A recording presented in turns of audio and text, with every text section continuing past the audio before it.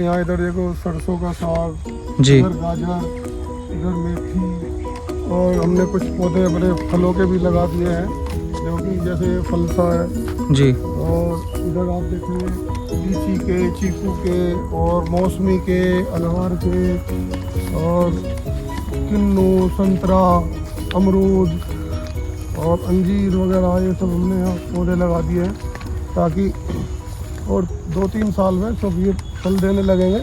नमस्ते दोस्तों, मैं हूं दीपक त्यागी और आपका मेरे YouTube चैनल सफ़र में बहुत बहुत स्वागत है। सफ़र एक मुहिम है हमारी कृषि से जुड़ी यात्रा की।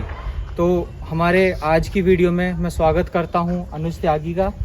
ये एक सक्सेसफुल बिजनेसमैन है जिन्होंने एक अपना नेट हाउस का बिज़नेस किया हुआ है। तो हम अनुज भैया से ही जानते हैं उनकी इस यात्रा के बारे में। नमस्ते अनुज भैया, आपका स्वागत है हमारे चैनल में। जी धन्यवाद। तो आज हम आपके यहाँ पर आए हैं, यूनिट पर आए हैं, तो हमें थोड़ा सा ये जानकारी दीजिए कि ये आप मतलब क्या है, क्योंकि मैं इधर से गुजर रहा था, मैंने देखा ये आपने लगाया हुआ है जी, तो ये क्या है, थोड़ा सा हमें जानकारी दे दीजिए इसके बारे में। ये क्या है कि ये एक इंडोर खेती है। जी हमने यहाँ पे नेट हाउस लगाया हुआ है। जी ये 2 प्रकार के होते हैं, एक नेट हाउस होता है, एक पॉली हाउस होता है। जी। थोड़ी बहुत ज़्यादा सेंसिटिव फसल होती है, जैसे खीरे की है, जी रेड येलो कैप्सिकम की इसके अंदर होती है, और आपका और भी कर सकते हैं, फूल की खेती भी होती है। जी फूल में जैसे गुलाब है, झरबेरा है, जी और कार्नेशन है। जी। तो मैं तो मतलब ये है कि जैसे अभी धीरे धीरे मुझे भी पता चल रहा है, गुलाब की खेती जो है इसमें मतलब ज़्यादा बेहतर है करना, क्योंकि उसमें एक तो 5-6 साल की फसल होती है, और फिर बारिश वगैरह का ज़्यादा उसके ऊपर कोई नुकसान आता नहीं है। बस उसकी बशर्ते की नॉलेज अच्छे से होनी चाहिए। तो मैं तो यही रिकमेंड करूँगा कि अगर सब्जी में रेड येलो कैप्सिकम या खीरा वगैरह उगाना है तो पॉली हाउस बेटर है, और अगर नेट हाउस अगर लगवाना है तो उसमें मैं रिकमेंड करूँगा कि मतलब फूल वगैरह की खेती करें तो ज़्यादा बेटर है। तो अनुज भैया मैं थोड़ा सा जानना चाहता हूँ आपकी एजुकेशन के बारे में। आपने क्या पढ़ाई करी है, कहाँ तक? एजुकेशन तो मेरी इससे बिल्कुल डिफरेंट थी जी। मैंने लॉ किया है जी। मैं एडवोकेट हूँ जी। बट मुझे भी थोड़ा सा एग्रीकल्चर के फील्ड में मैं इसलिए आया कि मुझे थोड़ा सा मतलब प्रकृति के साथ जुड़ाव है जी। कि अगर हम जितना प्रकृति के नज़दीक रहेंगे उतना स्वस्थ रहेंगे। जी। प्रकृति के साथ हम रहते हैं तो कुछ ना कुछ करते रहते हैं, तो और वातावरण यहाँ का क्लीन वायु हमें मिलती है, उसके साथ में थोड़ा थोड़ा हम शारीरिक परिश्रम भी होता ही रहता है। जी। तो इसके साथ साथ हमने इसको मतलब प्रकृति से जुड़े भी रहें और एक अपना बिजनेस भी बन जाए। जी। दोनों ही काम, क्योंकि जीविका चलानी भी जरूरी होती है। जी। बिना पैसे के कुछ है नहीं। तो हमने यहाँ पर एक पर्पज ये था, दूसरा पर्पज ये था कि भाई हम भी अच्छा खाएं। जी। जैसा कि आप आजकल देख रहे हैं कि इतने पेस्टिसाइड्स और ये इतने इंसेक्टिसाइड्स सारी फसलों में लग रहे हैं, और लोग जहर खा रहे हैं, और खाने की वजह से ही 99% बीमारियां हो रही हैं। जी। जी। आप देखोगे कि जितना भी खाना है या तो मिलावट चल रही है, या आप लेकर के आ रहे हैं, देखने में तो आपको बहुत अच्छी लग रही है। जी। जी। जी। लेकिन उसके अंदर इतनी दवाइयाँ और जहर भरा हुआ है जो कि हमारे शरीर पर प्रभाव डालना ही डालना है। क्योंकि हम जैसा खाएंगे वो हमारे शरीर पर वैसे प्रभाव पड़ना ही पड़ना है। जी। जी। तो हम ऑर्गेनिक की हमने यहाँ मुहिम चलाई है। हालांकि ऑर्गेनिक में उगाने में कठिनाइयाँ बहुत आती हैं। जी। जी। जानकारी होना बहुत ज़रूरी है। जी। ऑर्गेनिक बहुत सारी दवाइयाँ आती हैं, महंगी होती हैं, कॉस्टली होती हैं। जी। जी। मेहनत बहुत होती है, इसीलिए इसकी हमारी फसल की कॉस्ट भी बढ़ जाती है। कॉस्ट भी बढ़ जाती है। हाँ, अगर हम ऑर्गेनिक प्रॉपर पूरा ऑर्गेनिक लेकर के चलते हैं तो उसमें कॉस्ट बढ़ जाती है। लेकिन यह है कि हमें तसल्ली है कि हम अच्छा खा रहे हैं, और जिसको भी हम खिला रहे हैं वो अच्छा ही खिला रहे हैं। जी। जी। ये एक तसल्ली है मन को कि हाँ, हम अपना भी खुद भी अच्छा खा रहे हैं, आस पड़ोस वाले रिश्तेदार अपने, या हम जहाँ भी हम बिजनेस कर रहे हैं उस बिजनेस भी ऐसा है कि उसका लोगों को भी फायदा हो, समाज को भी फायदा हो। तो अनुज भैया, जब हम ऑर्गेनिक फार्मिंग की बात करते हैं तो जो सबसे बड़ा चैलेंज हमारे सामने आता है वो आता है कीट नियंत्रण का। जी। तो इसमें कीट नियंत्रण के लिए भी हम कुछ दवाइयाँ हैं हमारे पास, ऑर्गेनिक दवाई, या दवाइयों से इतर भी हम कुछ चीज़ें यूज़ करते हैं, जैसे कुछ ट्राइकोग्रामा कार्ड आते हैं या कुछ हमारे पास लाइट्स इस तरीके के आती हैं जो कि कीड़ों को अपनी तरफ आकर्षित करती हैं, तो इस पे थोड़ा सा आप जानकारी दीजिए। हाँ, लाइट्स वगैरह भी होती हैं, कुछ येलो स्टिकी होती हैं जिन पे जी। कि गोंद वगैरह लगा रहता है, जो वाइट फ्लाई वगैरह इसमें बहुत ज़्यादा जी लगती है, जो वाइट फ्लाइज की ओर अट्रैक्ट होती है। तो वो जैसे आप देख रहे हैं जी। येलो येलो सब जगह जगह पे लगे हुए हैं, जी जी जी तो इससे बहुत ज़्यादा कंट्रोल होती है। जी जी और इसके साथ में ऑर्गेनिक दवाइयाँ भी हैं इसकी, जी और आप खुद भी बना सकते हैं, मतलब उनको उबाल करके, पत्ते ही होते हैं सारे, जी। जैसे धतूरे के, नीम जी के, जी जी पापड़ी के, जी जी इस टाइप से बहुत सारे ये होते हैं, 8-10 पेड़ होते हैं, उनके पत्तों को पका करके अगर आप स्प्रे करते हैं तो जी सारे कीटनाशक को भगा सकते हैं, उनसे रोकथाम हो सकती है। जी जी जी जी ठीक है। तो ये बहुत अच्छी जानकारी है। तो अनुज भैया, आप हमें बताइए कि आपने जो ये नेट हाउस लगाया हुआ है, ये मतलब कितने एरिया में लगा हुआ है? ये नेट यहाँ हाउस? पर 3 एकड़ में है। 3 एकड़ में है। जी। और आपने फसल कौन कौन सी उगाई हुई है इसमें? अभी तो यहाँ पर एक खीरे की है।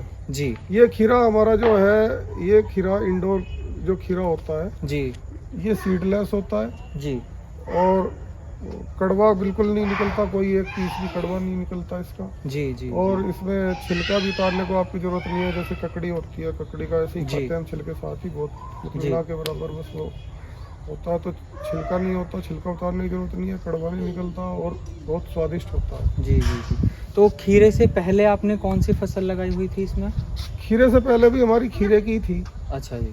वो भी पहली भी फसल हमने खीरे की ली थी। अब इस बार नेक्स्ट हम अभी थोड़ा एक खीरे की फसल और ले करके जी फिर चेंज करेंगे, जी क्योंकि अगर लगातार हम एक ही फसल लेते रहते हैं ना किसी भी इसमें लगातार, जी जी तो मिट्टी में नीमाटोड की एक बीमारी है, नीमाटोड, उसके आने की बहुत ज़्यादा वो हो जाती है। जी जी जी जी जी जी। तो इसलिए फसल को भी चेंज करना बहुत जरूरी है। तो भैया जी, जैसा आपने हमें बताया कि इससे पहले भी आपने खीरे की फसल ली थी, ये वाली खीरे की फसल है, अगली फसल भी आप खीरे की लेने वाले हैं, और जैसा भारत में पूरे वर्ष टेम्परेचर जो है वो बदलता रहता है, तो थोड़ा सा हमें ये जानकारी दीजिए कि तापमान के हिसाब से क्या ये फसल बदल जाती है, या नेट हाउस की वजह से फसल पर तापमान का कोई ज़्यादा फर्क नहीं पड़ता? तो कैसे, मतलब अलग अलग फसल क्या क्या है जो हम नहीं लगा सकते हैं? मतलब जो है वेदर का बहुत ज़्यादा फर्क पड़ता है, जी और उसी के हिसाब से इसका हमें मार्केट में सीड मिलता है कि हमें कौन से महीने में सोइंग करनी है, कौन से महीने में हमें बीज लगाना है, तो उसके हिसाब से ही इनकी वैरायटी होती है। तो जैसे कि रिजवान का है, मल्टी स्टार है, किंग स्टार है, एमिर स्टार है, इसमें बहुत सारी वैरायटी है, और इनका मतलब वेदर के हिसाब से ही इनको मतलब तैयार किया गया है। तो हमें ये देखना होता है कि हमें किस महीने में कौन सी फसल लगानी है, और उसमें फिर हम उसी वैरायटी को चूज़ करते हैं, उसी वैरायटी को हम फिर लगाते हैं। तो वो उस वेदर के हिसाब से ही तैयार किया हुआ सीड होता है। जी। तो सब्जी की हमने बात करी, जैसे खीरा आपने लगाया हुआ है, तो खीरे से अलग और क्या सब्जियां हैं जो हम नेट हाउस की मदद से लगा सकते हैं? इसमें सब्जियां तो आप सारी कर सकते हो, जैसे जी। ब्रोकली है, जी। आपकी कॉलीफ्लावर है, लेट्यूस है, जी और आपका और भी कई चीज़ें हैं, जैसे रेड येलो कैप्सिकम है, और मतलब इसमें आप फसल तो और भी बहुत सारी कर सकते हैं। जी तो यही है कि आपको कैसे, और आपकी जानकारी के ऊपर डिपेंड करता है कि आपको कौन सी फसल का कौन से समय में ये जानकारी होनी चाहिए कि हमें कौन से समय में कौन सी फसल लेनी है, जिसका कि हमें मार्केट में रेट अच्छा मिले जी। और उसका हमें प्रॉफिट ज़्यादा हो। जी। तो ये हुई सब्जी की बात। अगर मैं बात करूँ फूलों की या फलों की, तो क्या उनकी फसल भी इस नेट हाउस के अंदर ली जा सकती है, या अगर वो हम खुले में ले या नेट हाउस में ले उसका ज़्यादा फर्क नहीं पड़ता फूल पे और फलों की? फूल की तो कुछ फसल ऐसी है कि फूल की आप इसके अंदर ही ले सकते हैं, उसे आप ओपन में नहीं ले सकते। जैसे कि एक गुलाब जो है, जो मतलब बिजनेस पर्पज से चलता है, उसमें स्मेल नहीं होती है, जी जो कि सजावट वगैरह में आप जितने चलता है, गुलाब की बड़ी कली होती है, वो जी। सब वो इंडोर ही होता है। जी जरबेरा का फूल होता है, जी आपका कार्नेशन होता है, और भी कई फूल हैं जो आप इसके अंदर ही होती हैं, मतलब आप उन्हें बाहर उन्हें आप कर ही नहीं सकते हो, क्योंकि उसमें बीमारियां ज़्यादा लगती हैं, इस वजह से वो इंडोर ही होती है जी। और फलों में भी आप इसके अंदर स्ट्रॉबेरी भी कर सकते हो, लेकिन स्ट्रॉबेरी तो ओपन में भी हो जाती है। जी जी जी। और बाकी तो ऐसा फलों में तो ऐसा कुछ नहीं है कि आप फल इसके अंदर लो, बाकी सारे फल तो सारे बाहर ही हो जाते हैं। जी जी जी। तो अब मेरी आपसे एक रिक्वेस्ट है कि आप हमें एक बार अंदर से इसका हमारे हाँ। दर्शकों को जी, दिखाएं कि क्या पूरा सिस्टम है, कैसे है, ताकि एक हाँ। प्रैक्टिकल तौर पे वो हमारे दर्शक देख पाएं कि कैसे बिल्कुल, आप ये सब कर रहे हैं।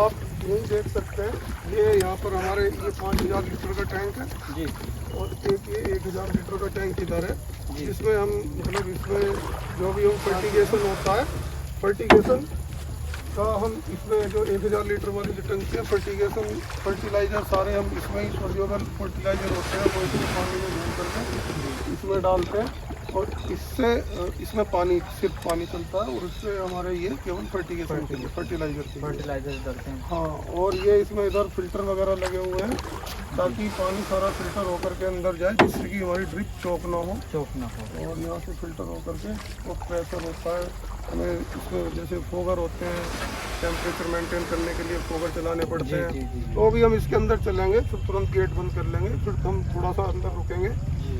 ताकि कुछ इतना जो इंसेक्टिसाइड या कुछ हमारे कपड़ों पे या कुछ है तो वो अंदर ना जा सके। अंदर ना जाते। जी, आइए। अभी हम यहाँ थोड़ा सा रुकेंगे, ये इसीलिए है कि ताकि थोड़ा सा कुछ भी अगर हमारे साथ में है, थोड़ा कपड़ों वपड़ों पे है, कैसे भी है, तो वो यहाँ से हट जाए। जी, देखिए जैसे आप अभी देख सकते हैं, जी। ये आपके कपड़े पे ही आया जी, है, जी, जी। बाहर से ही आया है। बिल्कुल ठीक बिल्कुल। है, और यही अंदर जा करके गड़बड़ गड़बड़ कर सकते इन्हीं से ये फिर अंदर जा करके अंडे दे देते हैं और इनकी मतलब जो हाँ, ये बढ़वार है बहुत तेजी से चलती है। हैं।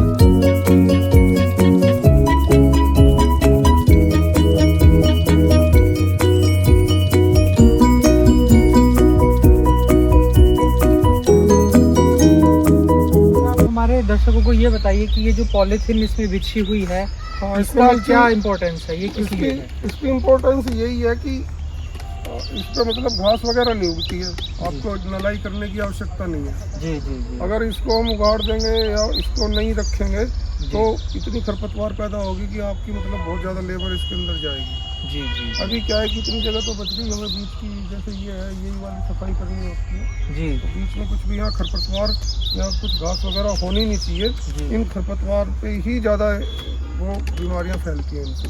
जी और ये हमारी इसके अंदर जो फसल होती है बहुत ही सेंसिटिव फसल होती है, जी जी। हमें बहुत मतलब बारीकी में बचा करके रखना पड़ता है। और ये जो और एक आप हमें थोड़ा सा इरिगेशन इसमें- सिस्टम के और बता दीजिए। इरिगेशन सिस्टम इसमें यही है, ड्रिप बिछे हुए हैं, आप देख रहे जी। हैं बाहर से सब ये ड्रिप है, जी ये वाली ड्रिप लाइन है और ये मतलब इसमें 1 फीट पे 1.5 फीट पे वही छेद एक डिवाइस लगी होती है, जिससे कि बूंद बूंद करके ही पानी निकलता है, तो यहाँ जितना यहाँ निकलेगा इतना ही लास्ट में भी उतना ही निकलेगा। जी जी जी वहाँ से उसी हिसाब से प्रेशर सेट किया जाता है। जी जी तो इसमें हमें मतलब पानी भी नाप तोल करके उतना ही देना होता है जितना चाहिए। अगर थोड़ा सा भी पानी ज़्यादा हो जाएगा तो हमारी फसल खराब हो जाएगी, खराब हो जाए। कम रह जाएगा तब भी खराब होगी। जी जी जी। तो इसलिए ये ड्रिप इरिगेशन है, इसका सिस्टम है। ऊपर आप देखोगे ये फोगर लगे हुए हैं टेम्परेचर मेंटेन करने के लिए। जब बहुत ज़्यादा टेम्परेचर हो जाता है तो फोगर को चलाया जाता है। जी आप दिखा सकते हैं ये फोगर ऊपर लगे हुए हैं, जी थोड़ी थोड़ी दूर पे ये फोगर है,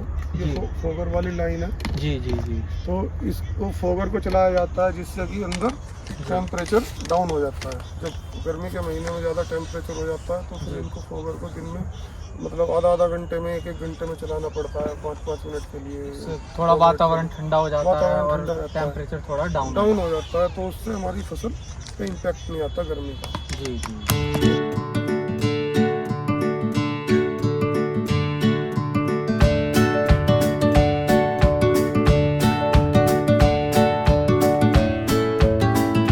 अब हम आते हैं इसके एक फाइनेंशियल मॉडल पे, एक बिजनेस मॉडल पे हम इसके बारे में बात करेंगे। जी जी हमारे दर्शकों के लिए, बहुत सारे दर्शक, क्योंकि आज के टाइम पे भी रिसेशन शुरू हुआ है, बहुत सारे लोग अपनी जॉब से हाथ धो रहे हैं, या कुछ लोग हैं जो पढ़ाई करने के बाद अपना स्टार्टअप तैयार करना चाहते हैं, अपना बिजनेस शुरू करना चाहते हैं, तो उनके लिए मैं आपसे ये जानकारी लेना चाहता हूँ कि अगर कोई नेट हाउस सेटअप करना चाहता है, चाहे सब्जी के लिए हो, फूल के लिए हो या फलों के लिए हो, तो इसमें जितना हमारा खर्चा आता है उसमें कितने % की सब्सिडी का सरकार की तरफ से अनुदान है, ताकि एक आइडिया लग सके, फिर उसके बाद रिसर्च करके हम शुरू कर सकते हैं। इसमें सरकार का 50% तक अनुदान होता है जी। सब्सिडी होती है जी जैसे कि अब हमारा ये प्रोजेक्ट 3 एकड़ का है तो 1 करोड़ 12 लाख रुपए की इसकी कॉस्टिंग है। जी।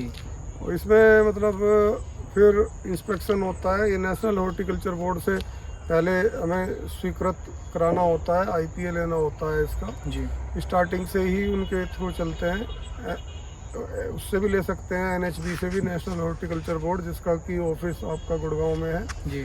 और NHM से भी ले सकते हैं, जो कि स्टेट की होती है, स्टेट वाले भी ले सकते हैं। जी। जिस भी कंपनी से लगवाएं, आज की डेट में ना मार्केट में बहुत सारी कंपनी लोग बना करके बैठे हैं जो कि फ्रॉड है और काम अच्छे से नहीं करते हैं, काम बहुत मतलब बेकार कर देंगे, आपका बहुत ही निमल माल लगा देंगे, बहुत ही बेकार लगाएंगे। और सबसे एक ख़राब सिस्टम ये है कि सरकार का, कि जो भी आप लोन वगैरह लेते हो या कुछ भी लेते हो तो वो सीधा वेंडर के खाते में वो ट्रांसफ़र करते हैं, लेकिन जब सरकार के खाते में ट्रांसफ़र कर देते हैं तो फिर वो सरकार उसके वेंडर के खाते में ट्रांसफ़र कर देती है, तो फिर जब उसके पास में पैसा पहुंच गया तो फिर वो तो कुछ भी माल लगाए, हम उसे कुछ बोल ही नहीं सकते। हम नहीं कह सकते। हम बोल भी देंगे तो वो फिर भी वही लगाएगा, तो हमारे हाथ में तो कुछ है नहीं। जी।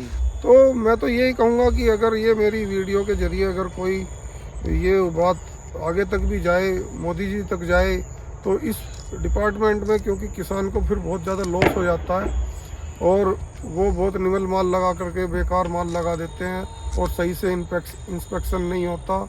और पैसा अगर सरकार देती है या बैंक देती है तो उसको पहले किसान को डिपॉजिट करे, उतना ही करे, थोड़ा करे, और उतना पे बैंक का कर्तव्य बनता है कि वो चल करके इंस्पेक्शन करें कि हाँ हमने इतना पैसा डिस्बर्स किया है जी किसान को, और वो इतना काम वहाँ पे हुआ है कि नहीं हुआ। और एक चीज़ और बताना चाहूँगा कि जैसे कि हमारी कंपनी ने, हमने जिससे लगवाया था 2 एकड़ का ही एक लगा दिया। जी। कभी भी 2 एकड़ का नहीं लगवाना चाहिए, कि 1-1 एकड़ के ही लगवाने चाहिए। 1 एकड़ से ज़्यादा का नेट हाउस या पॉली हाउस होना ही नहीं चाहिए। जी। जी। जी।